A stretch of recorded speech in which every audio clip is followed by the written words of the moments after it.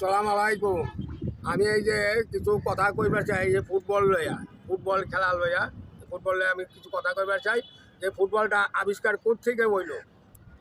এই ফুটবলটা যে আবিষ্কার হইলো, যেমন এই ইহুদিরা রাস্তাতে আইটা গাছ আছে, দেখলো একটা মাথার খুলি, এই খুলিটা লইয়া ইহুদিরা এইটা লইয়া খেলামেলা করলো।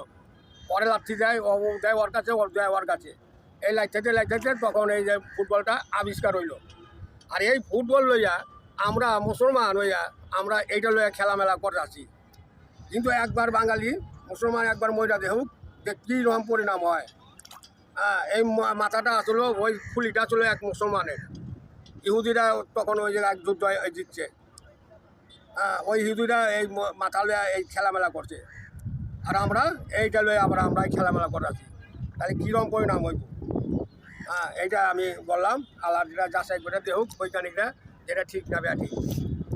চাচা, তাহলে মতি চাচা যে কথাটা বললো বন্ধুরা, যে এই ফুটবল খেলাটা এটা আবিষ্কার সম্পর্কে মতি চাচাই বললো। এখন ফুটবল খেলাটা কোত্থেকে আবিষ্কার হইলো আপনি খুঁজে দেখেন।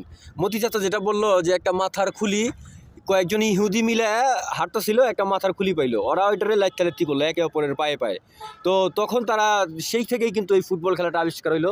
এটা হচ্ছে মতি চাচার কথা। তো এখন আপনারা একটু সার্চ করে খুঁজে দেখেন যে এই ফুটবল খেলাটা আসলে কোত্থেকে আবিষ্কার হইলো, তাই না চাচা? এটা আপনারা একটু সার্চ করে দেন ফুটবল খেলাটা কোত্থেকে আবিষ্কার হইলো।